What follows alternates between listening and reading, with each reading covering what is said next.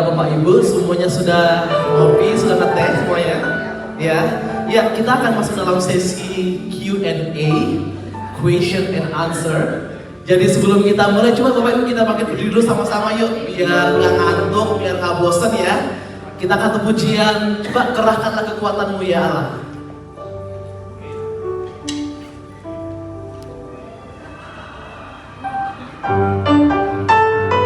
Tepuk tangan sama-sama yuk. Haleluya.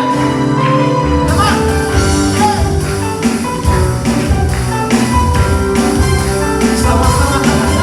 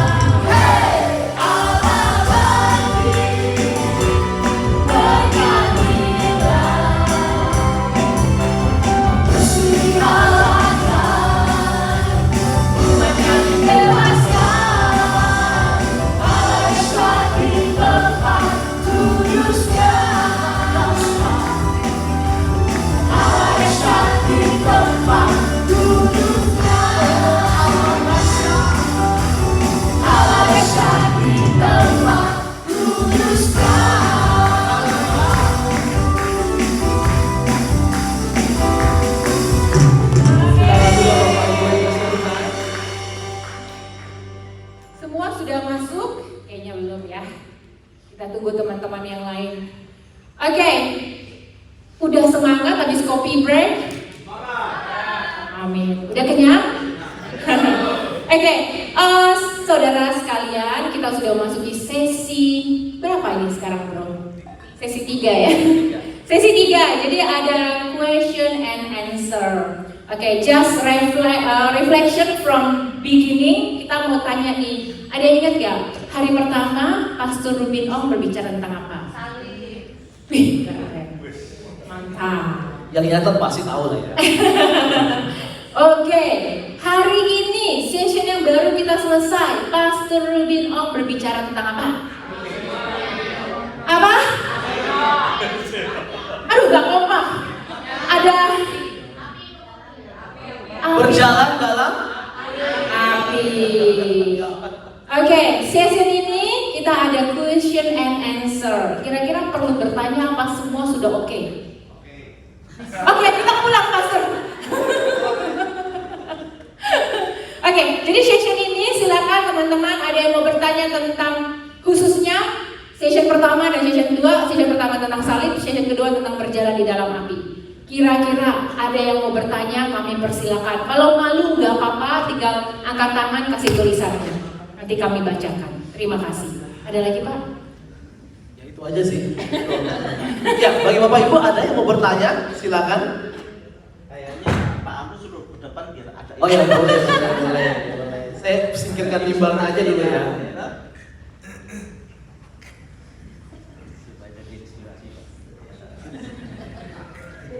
Jangan Pak Rubin sendiri sama Bapak, Pak Han. Kasihan kalau nggak Iya, biar sendirian. nggak canggung sendiri. Biasa kalau saya dulu juga saya pasti canggung kalau sendiri di atas mimbar. Iya, apalagi dalam api, benar-benar. Iya. Oke, jadi Bapak Ibu, jujur saya pribadi setelah mengikuti 2 sesi, saya sangat diberkati. Banyak hal-hal baru yang bagi saya pribadi itu dibukakan bagi saya. Dan kita tahu sendiri seperti sering diulang-ulang oleh Pak Rubin Ong, kita orang-orang yang pasti punya banyak masalah, benar nggak? Karena dari mukanya katanya kelihatan orang-orang stres semua. Ya, termasuk diri saya juga orang stres. Ya, stres dengan hidup, stres dengan banyak macam ya. Jadi Bapak Ibu, ini kesempatan kita untuk bertanya yang Bapak Ibu kira-kira nggak ngerti. Yang dimaksud dengan setelah Pak Rubin Ong memaparkan materi-materi yang ada, masih kurang pahamnya di mana? Atau mungkin ada yang mau berbagi seperti itu. Kita persilakan.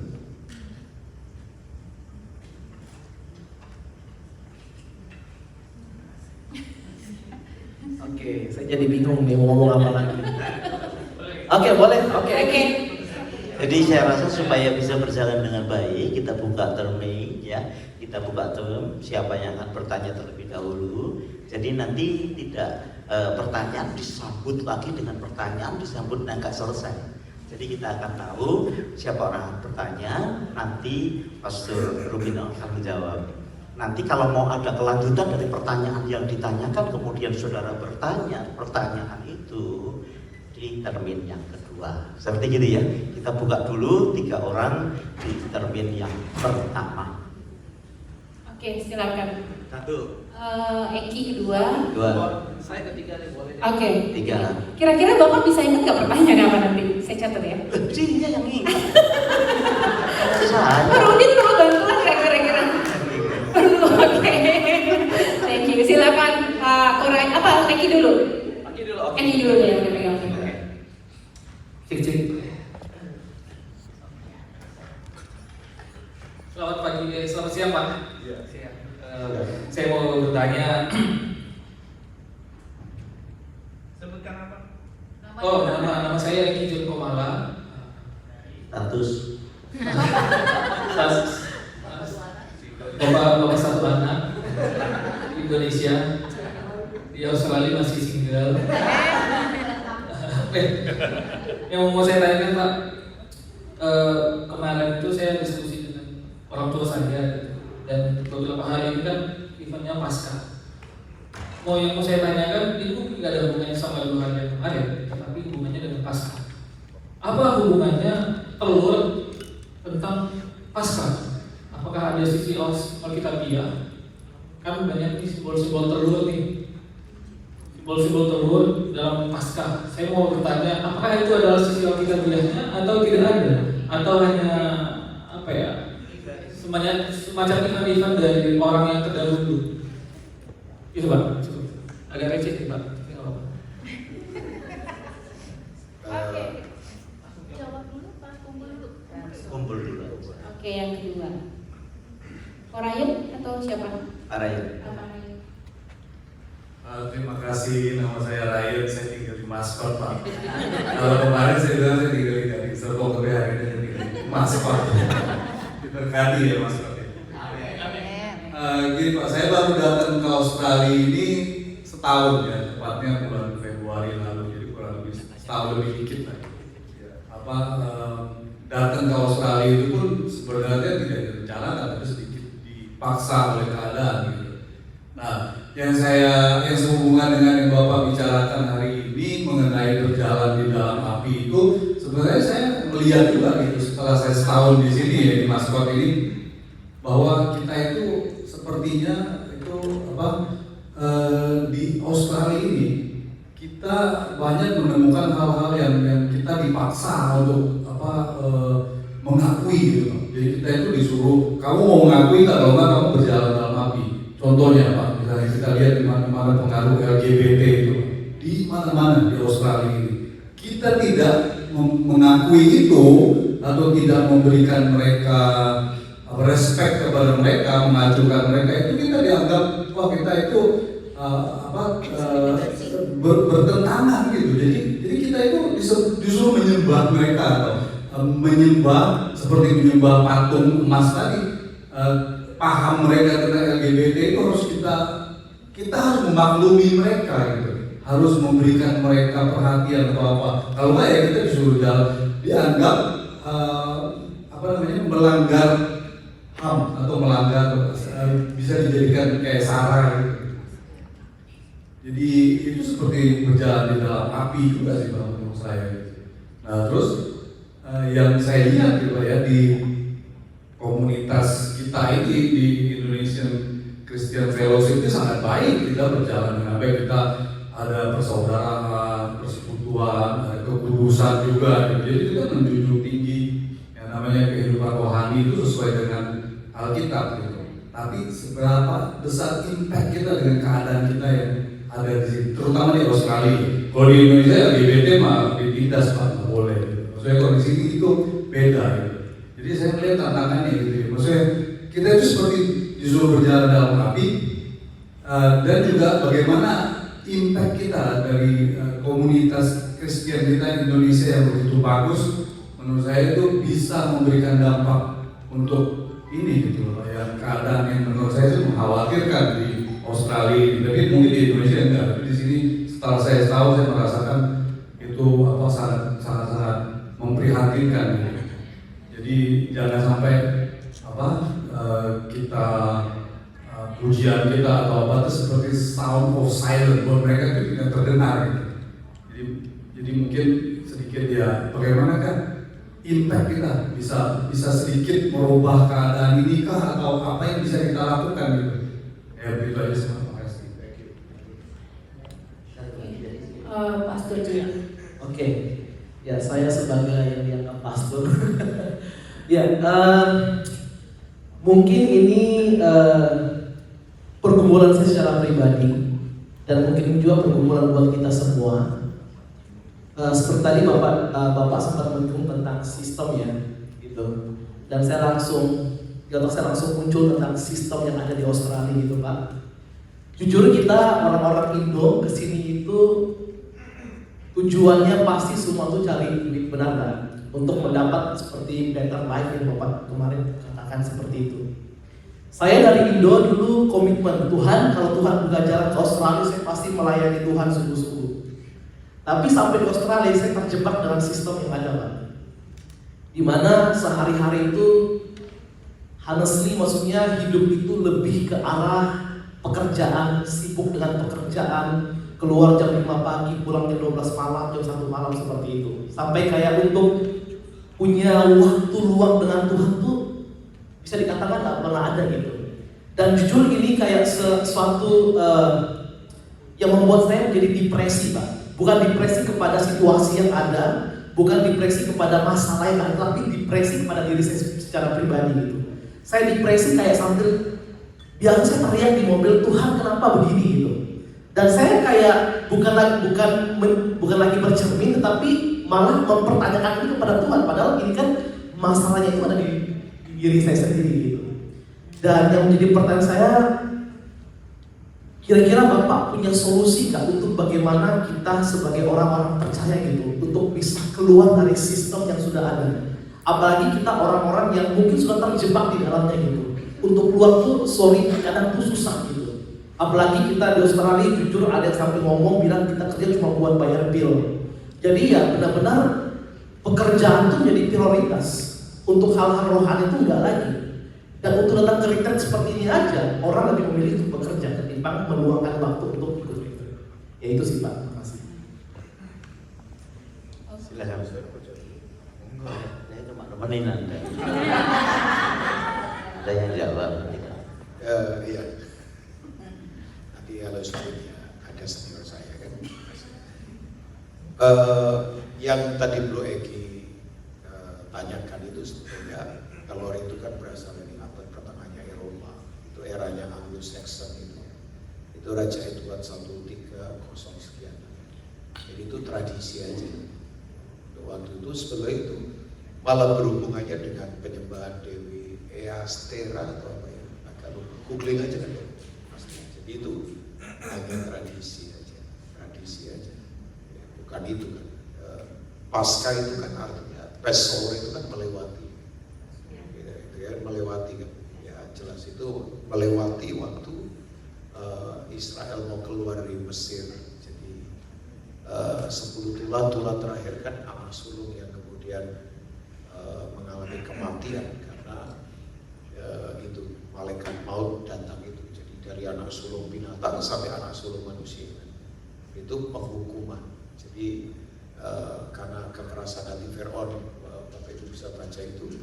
Jadi kemudian orang Israel berani kan syaratnya harus di ambang pintunya itu ada olesan darah supaya dilewati oleh malaikat maut. Jadi itu artinya melewati Passover, melewati kematian, melewati semua kutuk, melewati semua kecelakaan. Nah, Paskah sendiri sebetulnya itu kan disebut dengan hari ke 50 ya. Pentakosta itu hari ke 50. Maksudnya Paskah itu melewati semua hal yang buruk tadi. Dan itu kan selalu gini. Perjanjian lama itu adalah tipologinya, tapi manifestasi pengenapannya selalu ada di perjanjian baru, yaitu ketika Yesus kemudian turun dan kemudian mati menggantikan kita, ya, dia sebagai anak domba yang sudah disembelih. Itu.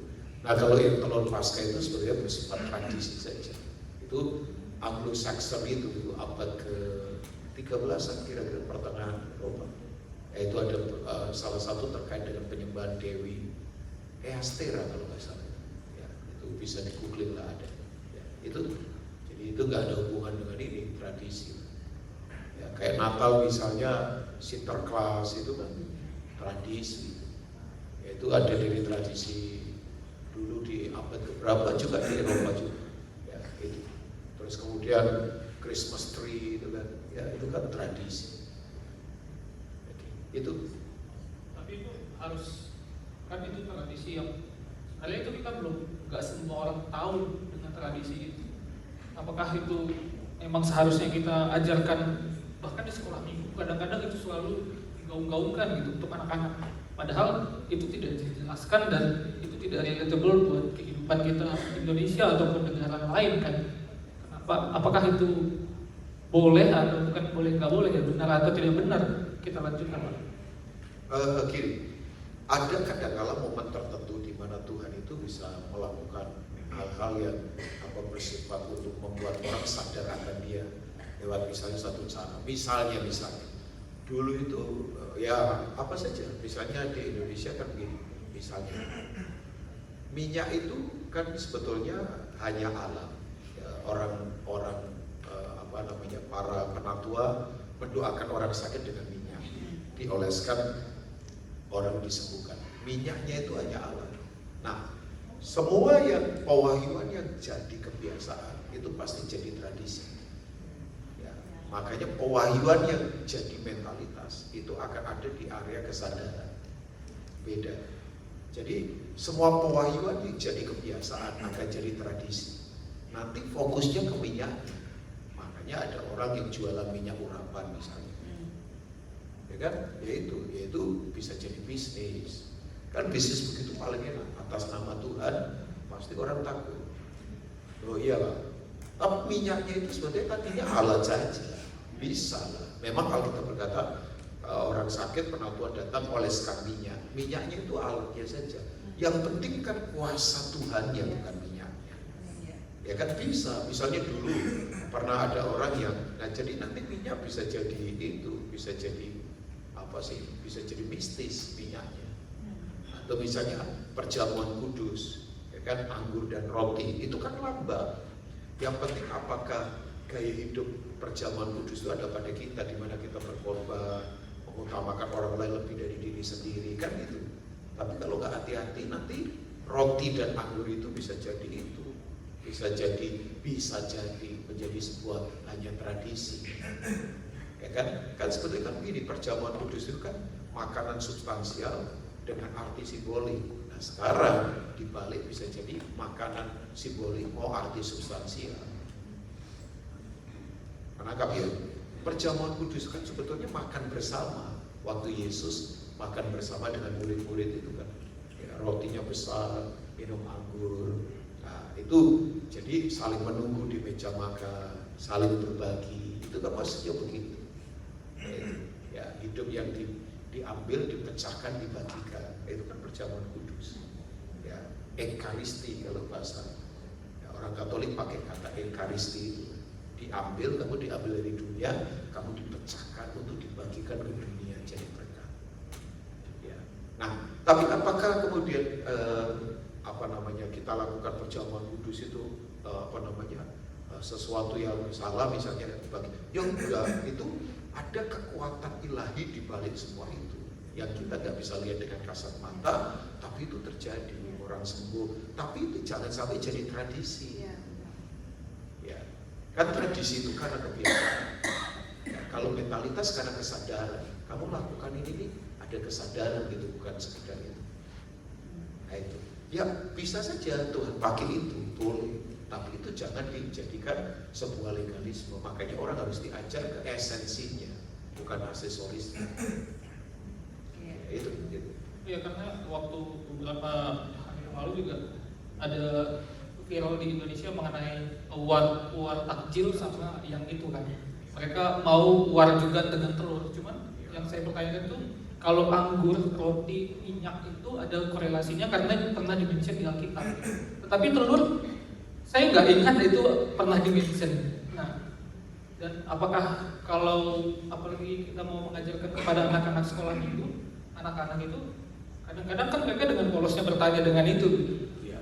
Nah, jadinya kita mengajarkan jadinya bisa terbilang sesat atau seperti apa? Bukan, esensinya yang harus diajarkan. Waktu itu kan kalau nggak salah Raja Edward itu memborong 450 butir telur untuk dibagikan ke orang yang nggak mampu, supaya orang bisa makan telur pas di peristiwa Paskah.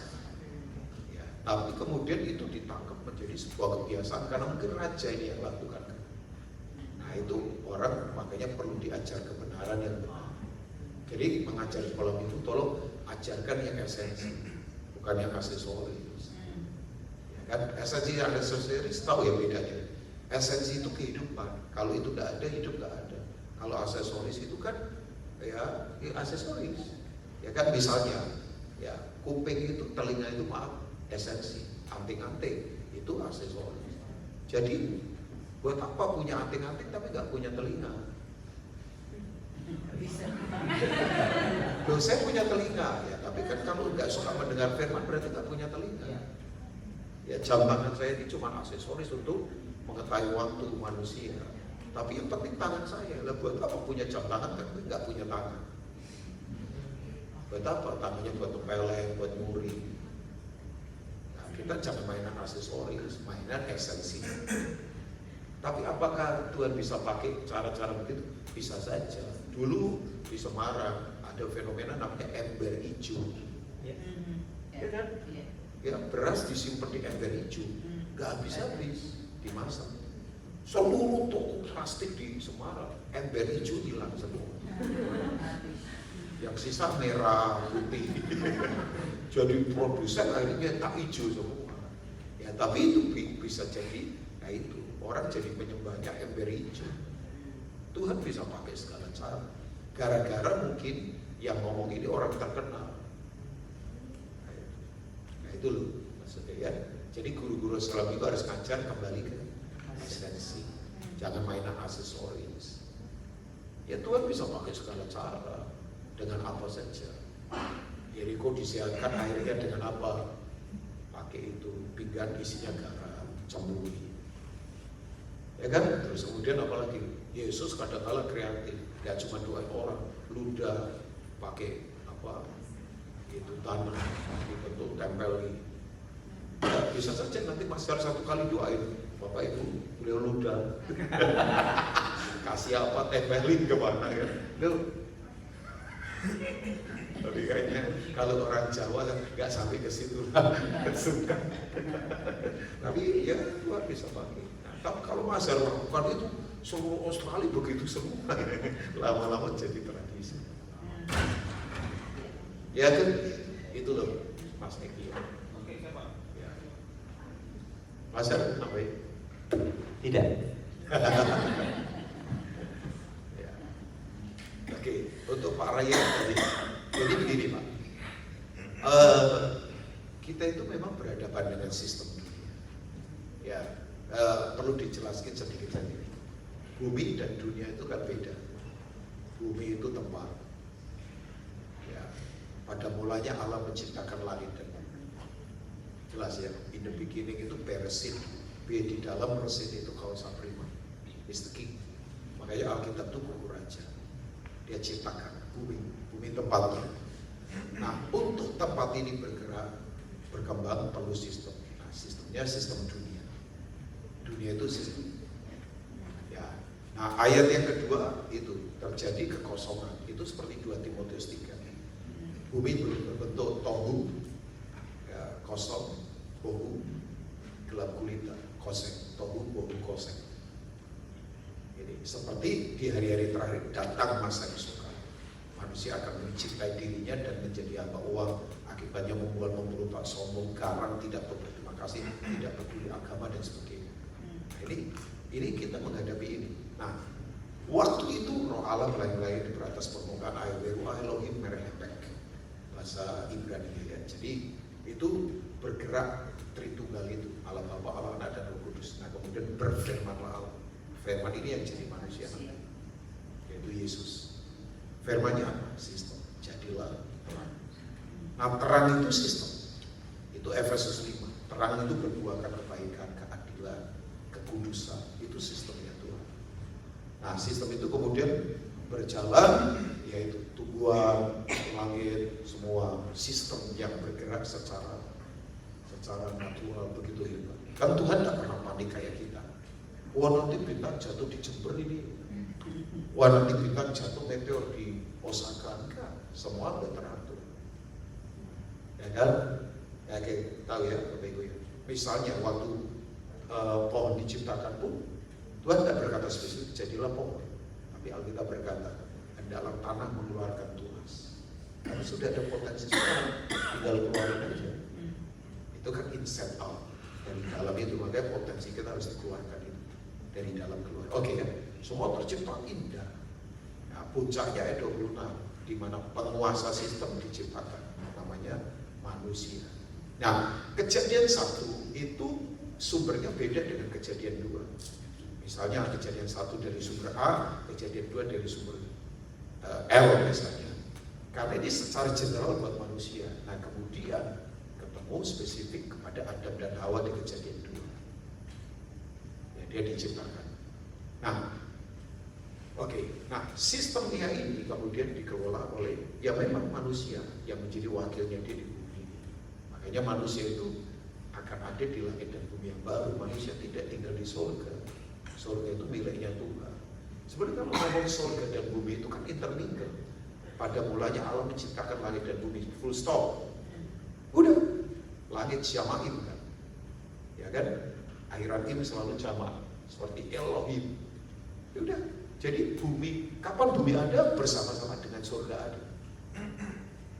Kan pada mulai Allah menciptakan langit dan bumi, syama'im, airan jama' itu 3 tingkatan langit kan. Langit tingkat pertama yang kita lihat, langit tingkat kedua, Efesus pasal 2 yang dikuasai oleh roh udara, ya itu para roh kegelapan. Langit tingkat ketiga 2 Korintus 12 di mana Paulus dibawa naik ke sana tidak bicara bahasa manusia. Jadi ya Bapak Ibu, ini supaya kita perlu jelas. Nah, sistem ini kan mengembangkan Bapak Ibu. Nah, sayangnya pengelola sistem ini jatuh di kejadian 3. Jatuh, diserahkan. Sebenarnya begini, setan itu adalah kejadian 1 ayat 2 itu tadinya diyakini adalah para malaikat yang dibuang, Lucifer yang dibuang dengan anak buahnya. Nah itu, makanya namanya sebenarnya apa saja, jin, gendruwo, kuntul, tuyul, kuntilanak. Kemudian apa saja, penunggu laut selatan, penunggu gua mana, itu namanya apa saja, tapi itu semua kan malaikat yang dibuang. Nah, mau ngalahin kreatornya nggak mungkin yang diciptakan. Nah itu, nah dia makhluk roh, harusnya dia izin sama kita penguasa bumi yang makhluk fisik, karena bumi ini kan fisik diraba, dikecap, dilihat. Sayangnya manusia itu menyerah pada ini, padahal nggak kelihatan ini. Akhirnya dikuasai sistem ini. Di Lukas 4 ayat 5 dikatakan begini, dia membawa Yesus ke kerajaan dunia, dan kerajaan bumi, kerajaan dunia, ya, memperlihatkan seluruh kerajaan dunia. Luke chapter 4 verse 5 until 6 kalau nggak salah gitu. Ya, Lukas 4 ayat 5 sampai 6. Jadi dia dibawa ke kerajaan dunia. Nah, dia berkata begini, semua ini akan kuberikan karena semua sudah diserahkan kepadaku. Jadi tadinya dia tidak punya sistemnya ini. Nah, dunia ini kan kosmos sistemnya. Nah, itu. Jadi begini, kita sekarang ada di sistem kegelapan. 1 Yohanes 5 ayat 19, dunia ini dibawa oleh kegelapan setan. Sistem. Kok masih Pak? Iya. Karena begini, memang Yesus belum turun lagi kedua kali itu hancurkan antikris sistem. Ya, ini tugasnya kita. Nah, Ibrani 10 berkata, setelah selesai dia satu kali berkhotbah, dia duduk di sebelah kanan Allah, otoritas. Dia sedang menunggu, karena begitu dia menaklukkan musuh-musuhnya di bawah kakinya. Nah, kaki itu bagian dari tubuh. Jadi gereja lah yang punya tugas itu. Makanya banyak orang nunggu Tuhan datang, sementara Tuhan nunggu kita bergerak. Nah, siapa yang menunggu siapa? Ya, kita. Nah, kita memang ada di sistem ini, berarti. Ya, Mazmur pasal 2 itu sebetulnya pemberontakan. Mengapa musuh bangsa-bangsa?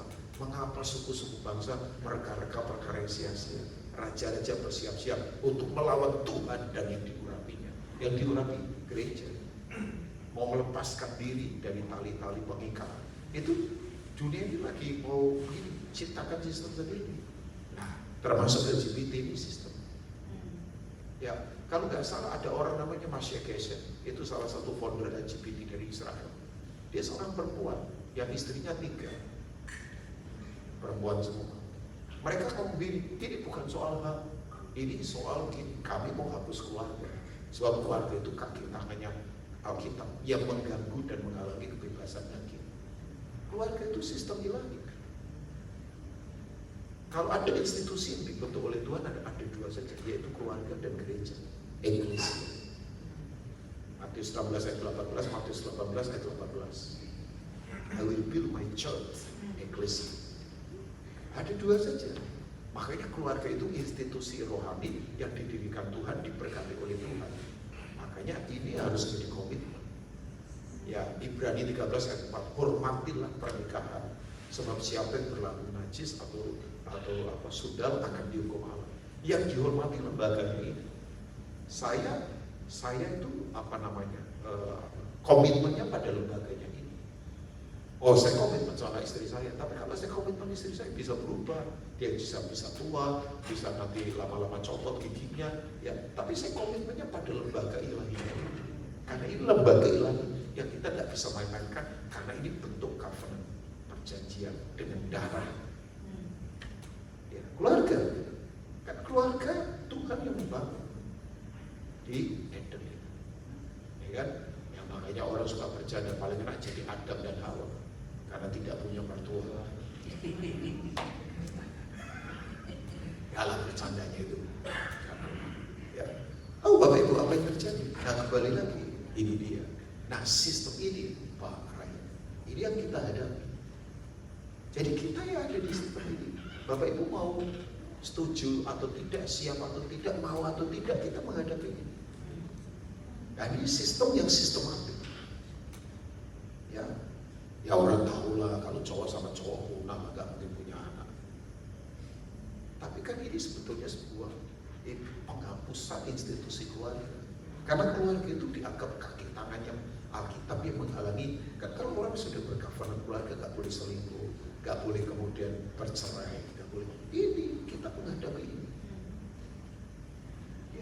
Ya udah, makanya tadi saya bilang sebetulnya begini, sistem kerajaan Allah itu tidak mungkin itu tidak diakui oleh dunia. Hanya soal penyembahan saja nanti kita akan bertabrakan. So gini, kita ini kalau ngomong kerajaan bukan kita mau hukum pemerintah, bukan. Loh, kerajaan Allah itu sudah ada sebelum kekekalan, sebelum ada Amerika, sebelum ada Asia, sudah ada kerajaan Allah. Dan kalau kita ngomong kerajaan Allah isinya apa? Kebenaran, damai sejahtera, sukacita karena Roh Kudus. Nanti bisa melawan hukum itu? Enggak lah.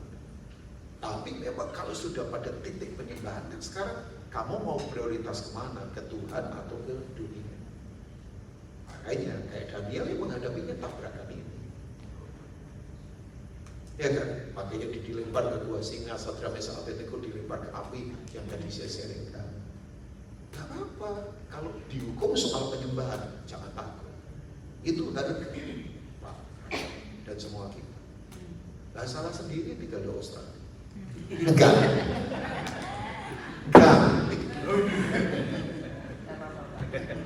Ya, Pak, gini Pak. Jadi saya melihatnya gini, setelah saya setahun di sini, saya ketemu banyak orang ya. Kan saya juga nyopir Uber gitu. Saya ketemu misalnya. Karena saya ajak ngobrol mereka itu yang ya itu yang menyimpang gitu ya. Kalau saya ngomong itu takutnya kebenaran di luar gitu sih. Jadi mereka itu tidak takut dengan itu, dengan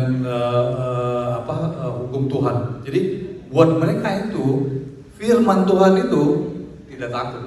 Mereka itu lebih takut dengan undang-undang. Jadi kalau ada undang-undang yang melarang mereka, memberikan denda mereka, hukuman badan mereka untuk mempertunjukkan seks sejenis itu, ya mereka akan takut. Tapi kalau kita kasih mereka firman Tuhan, mereka tidak takut. Jadi mereka itu lebih takut kepada, kalau ada undang-undangnya nih, regulasinya disahkan oleh parlemen di sini gitu, bahwa mempertontonkan seks sejenis itu di depan umum dihukum 3 bulan, mereka takut. Atau didenda 10.000, mereka takut Pak. Kalau pakai firman Tuhan, nggak ada takutnya. Nah itu jadi menurut saya itu, apa kita perlu melobi atau melewati jalan mesti berupa regulasi gitu, yang mereka lebih takut daripada firman Tuhan. Itu aja sih Pak yang saya rasa. Thank you Pak. Saya sebetulnya mau ke sana. Makanya begini Bapak Ibu semua, tolong jangan ambigu soal politik. Ya, kita kan sekarang lagi mau bikin sekolah politik pemerintah. Mas, saya belum banyak cerita ke Mas. Ya, karena begini, raja itu urusannya pemerintah. Ya, kita dulu menerjemahkan Kisah Rasul 13 ayat 22 itu selalu ayat pujian penyembahan. Ya, mungkin Pastor Greg juga tahu itu. Saya kemarin nggak tahu saya share atau tidak sama Pastor Iwan juga. Dan setelah Saul disingkirkan, Tuhan mengangkat Daud, tentang Daud Tuhan berkata, aku berkenan pada hatinya Daud. Nah kita itu ambil cuma present worship. Padahal itu sedang membandingkan 2 raja. Satu raja buruk, satu raja baik. Kan ujungnya Saul kan dia penyembah berhala, main dukun. Saul main dukun supaya dihadirkan awalnya Samuel. Ya, karena dia haus kekuasaan. Memang betul kan bahwa power dan to corrupt itu terjadi pada Saul. Nah, maksud saya begini, kita itu Bapak Ibu jangan ambigu dengan kata politik itu kan berasal dari 3 kata kan, yaitu polis kota, politos itu citizen, politakus itu adalah mengelola masyarakat. Nah, nggak mungkin pemerintah negara manapun bisa mensejahterakan orang. Raja itu kan hatinya mensejahterakan rakyat, karena raja itu nggak mungkin kehabisan uang, raja kok kaya, artinya kesejahteraan. Makanya kan sebetulnya misalnya trias politika ada di Yesaya 32 ayat 22 kalau nggak salah. Ya, boleh nggak ditampilkan? Yesaya pasal 32 ayat 33. Yesaya 32 ayat 22. Berharap saya nggak salah. Nggak apa-apa ya. Nah itu saya mau ke sana, Pak Rahim. Jadi begini, Bapak Ibu kenapa kok nggak berani? Kalau yang punya calling di bidang dua-duanya, saya berharap, nggak ada. Nggak ada ya? Yesaya. Sorry, saya salah. Sebentar. Nggak ada ya? Maaf, saya salah.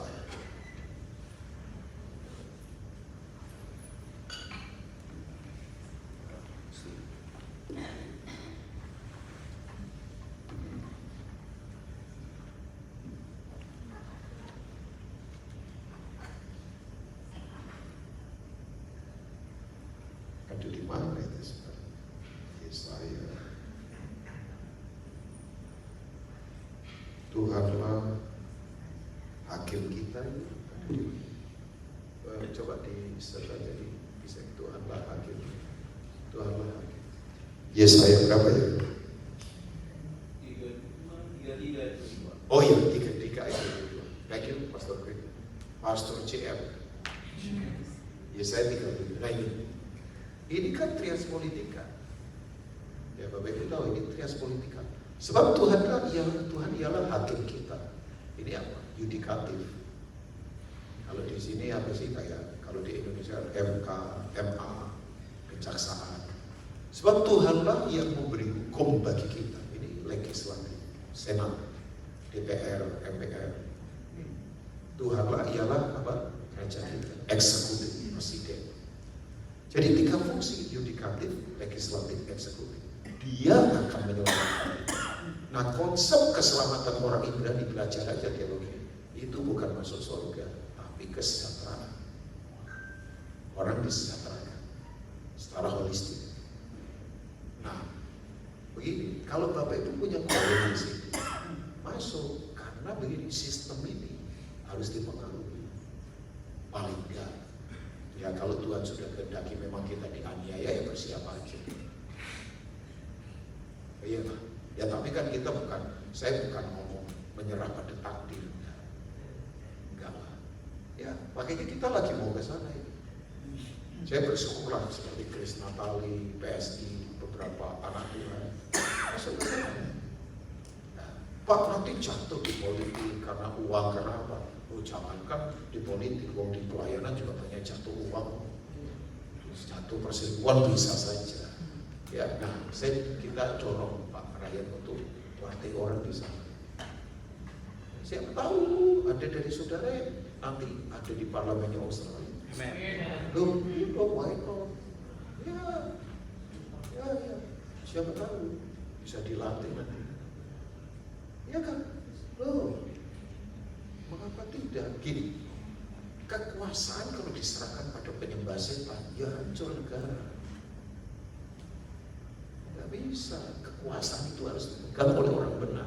Kalau orang benar berkuasa, sejahteralah rakyat. Kalau orang fasik berkuasa, kekacauan terjadi. Lah kita ini sekarang selama ini kan cuek masa bodoh, makanya ada orang, kalau anakku diberi siapa cari uang terus, makanya mainan uang terus.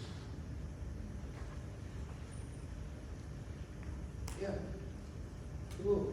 jangan membatasi diri, jangan ambigu politik. Politik itu kotor. Siapa yang bikin politik kotor? Yang di pelayanan kotor juga banyak. Gereja itu kan istilah politik, eklesia. Makanya potensi politiknya nggak dipakai, akhirnya terjadinya politik dalam gereja. Ya, di sini nggak, di mana-mana banyak. Kadang-kadang pemilihan ketua umum sinode aja, CKI sih nggak. Seliweran itu serangan wajar pakai amplop. Oh ada. Coba tanya Pak KM, wajahnya kayaknya pernah jadi korban juga. Oh ada lah Pak, ya ada lah, kita sudah tahu begitu. Masyarakat juga pasti tahu, pura-pura nggak tahu aja beliau. Ada, nah itu kan potensi kita nggak keluar. Ya banyak yang perlu diajar soal ini. Itu Pak Ray. Ya berharap, ya Bapak memang harus hadapi sistem itu. Ya. Saya tahu Australia ini berat, makanya ya orang berkata pelayanan paling berat itu di Afrika, lawan voodoo, di pedalaman, sinkretisme, dukun-dukun. Oh ya, saya pernah satu kali masuk ke Grandvirat Ministry, 2 suku perang, bayangkan. Ya, itu apa? Senjata dilempar, orang terpotong ini, orang disuruh makan jantung. Saya turun di lapangan, itu saya melihat kuasa Tuhan seperti apa. Orang jalan di daun. Itu dukunnya paling atas dari gunung, kalau teriak itu tentara mau nembak, peluru rotok semua, nggak bisa nembak, tapi dipetik kuasa Tuhan. Saya melihat manifestasi luar biasa. 15 hari saya di dalam dengan tim itu, saya dilatih betul kuasa Tuhan kayak. Oh ya, secara manusia takut lah, tapi kalau kita punya Tuhan yang lebih besar. Tapi ya yang berat itu justru sistem ini. Ya Australia kan udah ya isu gender luar biasa. Nanti anak-anak bingung, katanya cowok bisa jadi cewek, cewek bisa jadi cowok. Bahkan katanya pihak sekolah bisa memfasilitasi itu atas nama HAM. Pokoknya gini, semua HAM yang melanggar prinsip Verma itu anti-krisisten. Sistem, saya ngomong sistem lagi, sistem. Nah sistem ini ya jelas ada pengaruh kegelapan. Ya udah, ya kita menghadapi. Ya sama di Indonesia. Kalau tadi Pak Ryan bilang di Indonesia nggak ada, oh banyak Pak. Cuman kan memang kita itu regulasinya masih kurang. Banyak. Kan ini spirit Pak, banyak.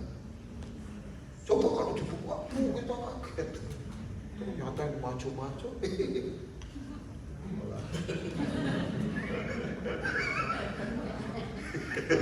Oh iya, oh banyak kasus itu di gym-gym itu Pak.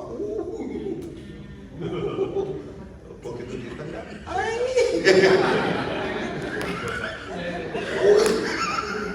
Ayam tulang lunak. Oh, Bu Yuri pasti tahu juga ya di gym-gym banyak Pak. Iya loh. Makanya kalau saya dulu kan member gym, ngeri juga Pak. Wah, gede six pack. Nah itu, ya ini spirit yang kita butuh. Ini oke, ini Ibu udah kasih pengumuman. Oke, terima kasih Pak untuk Ya, penjelasannya. agak panjang ya, karena saya suka itu. Tadi saya mau masuk ke sistem. Oke, masih ada satu lagi sih pertanyaan. Kira-kira gimana? Masih ada 5 menit bisa dijawab. Oke? Ya, kasihan juga sih. Iya, kasihan ya Pak. Silakan Pak. Waktu dan tempat saya silakan. Perlu PT ya, butuh patungan. BTP. PPP. Ya, jadi begini. Jadi lupa tadi. Enggak, intinya kan kadang-kala gini, ekspektasi kita itu memang nggak seperti yang memang kita itu ya, kejadiannya tidak seperti yang kita harapkan. Tapi gini juga, Pak Surya, mesti begini, bahwa bekerja itu penyembahan, jangan rasa gimana. Maksud saya begini, kan doa Anda harus menyendiri apa begitu. Oke, ada waktunya begitu. Tapi kan di mana saja kesadaran akan Tuhan itu harus kuat. Jadi ya gini, hidup itu memang pertempuran. Jadi bro ada di misalnya bekerja di worship Tuhan. Ya abot itu, avoda, menyembah Tuhan. Ya, tadi pertanyaan yang pertama itu apa poinnya? Saya agak lupa. Berarti sibuk ke pekerjaan sehingga membutuhkan solusi untuk keluar daripada sistem pemerintahan. Oh iya. Nah jadi gini, memang begini, perlu kita cermati bahwa tujuan hidup kita kan jelas untuk memuliakan Tuhan. Itu harus fix ya, tidak boleh diganggu-gugat ya. Tapi begini, dalam proses begitu yang namanya proses-proses itu biasa saja untuk membentuk kita. Membentuk kita. Tapi di satu sisi juga jangan kita berpikir, wah saya begini kok gak dekat dengan Tuhan, jangan. Tuhan selalu sama-sama kita. Ya, dan itu kan sebetulnya sebuah bentuk tanggung jawab untuk menghidupi keluarga, untuk ada di sini. Kan ya perlu biaya dan sebagainya. Tapi di satu sisi tetap prioritas kita itu jangan sampai bergeser. Ya, jangan sampai bergeser. Tapi juga begini, waktu-waktu bersekutu jangan ditinggalkan juga. Ya mungkin, wah ini ada lemburan lebih gede. Ya itu kan pilihan. Pilihan. Toh orang yang bekerja keras begitu kadang-kadang malah hasilnya nggak ada. Dan orang yang rileks dalam hadirat Tuhan malah hasilnya maksimal. Ada juga, tapi jangan maksud saya begini, jangan cara berpikirnya seperti kayak agamawi. Itu mesti harus apa gitu. Waktu bekerja itu, ya itu gunakan untuk worship, menyembah apa, ya mau bahasa roh apa, ekspresi excellent dalam pekerjaan itu kan memuliakan Tuhan. Amin. Ya proses-proses biasa lah. Tapi juga jangan sampai yaitu komitmen kita kita ini jadi hilang. Waktunya bersekutu, ya misalnya ada tawaran, wah ini ada lemburan lebih gede, lebih apa ya, itu kan keputusan kita. Ya. Kita berkata berkat Tuhan lain menjadikan kami susah payah, tidak menambah. Berkat tahu ya, berkat itu datang duluan, bukan upah. Berkat itu sebab, berkat itu kausa prima. Ya, berkat bukan upah, karena saya begini baru diberkati, bukan. Tuhan memberkati untuk kita melakukan apa yang Dia mau. Saya bisa melayani karena saya diberkati. Nah, berkat kan nggak ukurannya duit, sehat itu berkat. Kata berkat itu kan barak itu ada empat kan, kekayaan itu ada empat itu, yaitu kabat kualitas, asyar itu progresivitas, kemudian gadal, kemudian kayu. Kabat, asyar, gadal, kayu. Nah, Ulangan 8 ayat 18 itu kekuatan. Kayu itu tentara, ada kekuatan. Sehat itu berkat. Coba sementara duduk ini, ingat orang yang narik nafas saja bayar sekarang, gerak sedikit sakit karena kanker. Kita ini bisa duduk ini berkat. Saudara mata bisa melihat itu berkat. Ya, bisa kentut itu berkat. Asli. Teman saya nggak bisa kentut 10 juta di rumah sakit. Begitu kentut teriak, haleluya. Makanya istri-istri kalau suaminya suka kentut jangan dimarahi. Biar dia kentut. Saya tahu, pria kalau sudah miring-miringkan pantat pasti. Lagi cari celah itu saya yakin. Udah, nah, maksud saya ya itu. Soalnya jawabannya agak acak, berharap menangkap sesuatu. Sukacita, wajahmu diberkati. Baik. Ada beberapa orang berkata gini, kalau kita itu melayani Tuhan dapat apa? Kan mendingan kita bisa bekerja, kemudian dia dapat sesuatu. Nah, sehubungan dengan Paskah ini kita tahu kita sudah dapat apa-apa, baru kita melayani Tuhan. Yes. Misalkan kita ini mau cari pembantu, gitu. Yang dicari pembantu yang goblok yang pintar. Yang dicari pembantu yang malas atau yang rajin. Kalau kualitas kayak gitu, murah atau mahal? Mahal loh. Terus kita kepada pembantu itu berkata begini, lu bekerja sama gua ya, gua kasih $1 million in the form. Di depan dibayar dulu. Kira-kira dia ngerjakan enggak? Dulu bangun, dia mau enggak? Iya, semangat. Temennya berkata gitu, ngapain kamu bangun pagi-pagi? Jawabannya apa? Gua udah dibayar $1 million. Yes. Nah, anak Tuhan juga hal yang sama. Ketika kita tahu Tuhan sudah membayar hidup kita, apalagi cuma pelayanan, kasih waktu, kasih tenaga, kasih dana, itu sudah diberikan di dalamnya. Dia berkata gini, it is finished. Ya, jadi kalaupun sakit-sakit berdarah-darah, kita tahu kok. Paulus berkata, mati pun untuk keuntungan. Itu sudah dibayar di depan Bapak Ibu. Wow. Amen. Wow. Ya, jadi jangan berkata, gua ini paling hebat tuh di gereja. Kalau nggak ada gua, gereja ngapain? Ya tetap jalan. Tuh, jadi saya rasa itu tadi apa namanya, cara berpikirnya kita terus diarahkan. Saya senang sekali ya, karena kita kumpul beberapa session, itu saudara sedang diarahkan, pikirannya diarahkan kepada cara sistemnya Tuhan. Itu kan, makanya Paulus berkata, perbaharuilah budimu. Nah, kita ini sistemnya ditentukan sama Uber, ya sudah berat itu. Harus Tuhan yang menentukan Uber dalam hidup kita. Ya. Saya rasa itu aja, kita mau makan lah ya. Ya. Oke, terima kasih Pak untuk waktu dan kesempatannya. Tepuk Kasih tangan tepuk tangan dong, yang luar biasa buat hari ini dan Bapak Fokus. Oke, sedikit pengumuman. Sekarang sudah jam 12.05. Semua sudah punya gelang kuning di tangan. Oke, orange sejak kapan? Oke, jadi perhatian pengumuman bahwa kita akan makan siang. Di depan sudah disiapkan makanan oleh pihak hotel, tapi harus diambilkan. Ya kan, jadi ada beberapa teman dari panitia konsumsi akan mengambilkan makanan untuk kita, harap antri dengan rapi dan baik dan benar. Kemudian gelangnya tunjukkan, Gelangnya tunjukkan, nanti gelangnya akan dipotong atau diambil oleh panitia. Ada pertanyaan? Yang belum mengerti ada pertanyaan?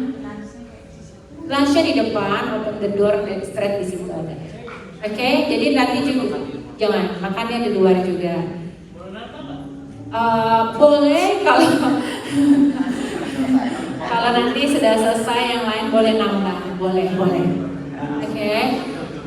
Ada Sebenarnya pertanyaan jangan lagi? malu-maluin dong. Oke, nanti jam 1 kita harus kembali ke tempat ini. Kita akan ini Saturday ya, jam 1. Oke, ada session 3. Ya jam 1 ya, kita kumpul lagi di tempat ini, refresh yourself.